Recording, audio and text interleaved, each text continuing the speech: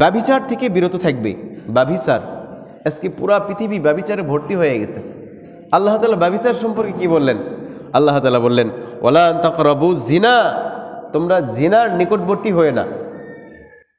রসুল কি বললেন? জিনাল আইনের নজর, চোখের জিনা হইল দেখা। এই দুই চোখের মাঝখানেই মানুষের নফসকে বেঁধে রাখা হয়েছে। এই দুই চোখের মাঝখানেই মানুষের নফসের স্থান। এই নফসটা হয়তো নফসে মুতমাইন্না, হয়তো এই নফসটা কি নফসে আম্মারা, অথবা এই নফসটা হয়তো নফসে মুলহিমা, অথবা এই নফসটা হচ্ছে নফসে লাওয়ামা। নফসে আম্মারা যদি এখানে থাকে তাহলে আমাদের চোখের গুনাহ কি হতেই থাকবে, হতেই থাকবে।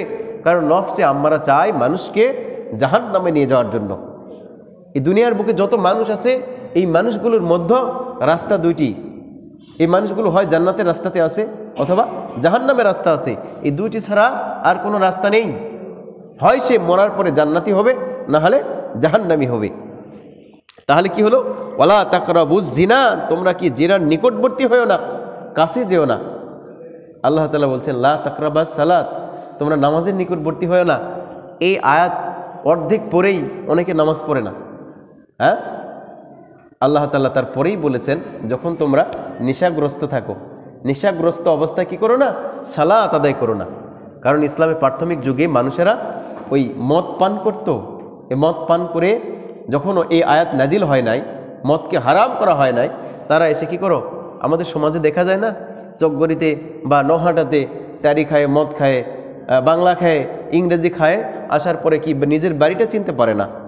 তো রাসূলুল্লাহ সাল্লাল্লাহু আলাইহি ওয়াসাল্লামের জামানায় এরকমভাবে মদ যখন কি হালাল ছিল, মদের আয়াতটা এখনও হারামের আয়াতটা নাজিল হয় নাই, তখন কিছু তারা কি করতেন? এরকমভাবে নামাজের আসতো, কিন্তু তারা নেশাগ্রস্ত অবস্থায়। মানুষের হুঁশ থাকে, নামাজ তো একটা হুঁশের বিষয়। আল্লাহ তাআলা পবিত্র কালামুল্লাহ শরীফ নাজিল করে দিয়ে, আয়াতে কারিমা নাজিল করে দিয়ে বললেন যে তোমরা নামাজের নিকটবর্তী হয়েও না যখন তোমরা কি করো? নেশাগ্রস্ত অবস্থায় থাকো। আজকে দেখেন যে আমরা অনেকেই সিগারেট খেয়ে নামাজ পড়তে আসি, পান খেয়ে, জর্দা খেয়ে, বিভিন্ন গন্ধযুক্ত জিনিস খেয়ে আমরা নামাজ পড়তে আসি। রাসূল সাল্লাল্লাহু আলাইহি ওয়াসাল্লাম নিষেধ করেছেন কি? আজকে জুমার দিন বা মসজিদে যখন আসি আমরা কাঁচা, যেটা পেঁয়াজ, কাঁচা রসুন, হ্যাঁ, এটা খেয়ে আসা বা এটা খাওয়া নিষেধ করেছেন রাসূলুল্লাহ সাল্লাল্লাহু আলাইহি ওয়াসাল্লাম। কারণ এতে কি হয়? ফেরেশতাগুলো এই দুর্গন্ধগুলো সহ্য করতে পারে না। তাহলে আল্লাহ তাআলা বললেন ব্যভিচার থেকে বিরত থাকবে। ওয়ালা তাকরাবুজ জিনা ইন্নাহু কানা ফাহিশা। আল্লাহ তাআলা বললেন ওয়ালা তাকরাবুজ জিনা, তোমরা জিনার নিকটবর্তী হয়েও না, ব্যভিচারের নিকটবর্তী হয়েও না। আল্লাহ তাআলার এটা অর্ডার। তারপরে তিনি বললেন ইন্নাহু কানা ফাহিশা, এটা হচ্ছে ব্যভিচারের কাছে যেও না, নিশ্চয় এটা অশ্লীল এবং মন্দ কাজ, সবচেয়ে খারাপ কাজ এই জিনা। জিনাটা এখন পুরা পৃথিবীব্যাপী ছড়িয়ে পড়েছে। হাতের জিনা, পায়ের জিনা, চোখের জিনা, মোবাইলের জিনা, টেলিভিশনের জিনা, চলতে জিনা, ফিরতে জিনা, শুধু জিনার জিনা। এত ব্যভিচার বর্তমান পৃথিবীতে ছড়িয়ে পড়েছে, এইটা কিন্তু কিয়ামতের বড় একটি আলামত।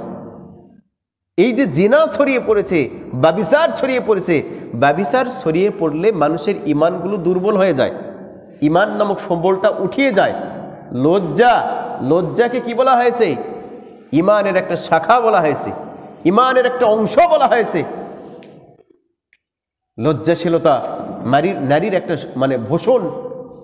অনেক পুরুষ মানুষ দেখবেন তারাও লজ্জা করে, শরম করে, যেটাকে আমরা বাংলা ভাষায় বলি শরম।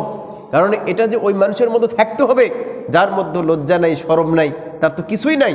এই সমস্ত এই ধরনের মানুষদেরকে ব্যভিচারে প্রবেশ করানো সহজ হয়ে যায়। আজকে মিডিয়ার যুগে বিভিন্ন মাধ্যমগুলো ইয়াং জেনারেশনকে কি করতেছে? নষ্ট করে দিচ্ছে। নষ্ট করার কারণেই তারা কি করতেছে না? সঠিক পথ পাচ্ছে না। আল্লাহ তাআলা বললেন ওয়ালা তাকরাবুজ জিনা, তোমরা ব্যভিচারের নিকটবর্তী হয় না, ইন্নাহু কানা ফাহিশা, নিশ্চয় এটা কি? অশ্লীল এবং খারাপ। ওয়া সাআ সাবিলা, এবং মন্দ কাজ, মন্দ রাস্তা। আল্লাহ তাআলার বাণী কিন্তু এটা, আল্লাহ তাআলার বাণী। এই জন্য রাসূলুল্লাহ সাল্লাল্লাহু আলাইহি ওয়াসাল্লামের জামানায় একজন কি করলেন? এরকম ব্যভিচার করলেন, এক রমণী। ব্যভিচার যখন করলেন, ব্যভিচার করার পরে রাসূলুল্লাহ সাল্লাল্লাহু আলাইহি ওয়াসাল্লামের কাছে আসলেন। রাসূলুল্লাহ সাল্লাল্লাহু আলাইহি ওয়াসাল্লামের কাছে সামনে এসে বললেন, আল্লাহ রাসূল সাল্লাল্লাহু আলাইহি ওয়াসাল্লাম মুখ ঘুরিয়ে নিলেন, যেদিকে মুখ ঘোরায় সেদিকে যায়। শেষ পর্যন্ত রাসূলুল্লাহ সাল্লাল্লাহু আলাইহি ওয়াসাল্লাম এটাই বুঝাতে চেয়েছিলেন যে তুমি কি করছো? ব্যভিচার করছো। তুমি সেটাকে গোপন রাখো বা আল্লাহ তাআলার কাছে কি করো, তাওবা করো।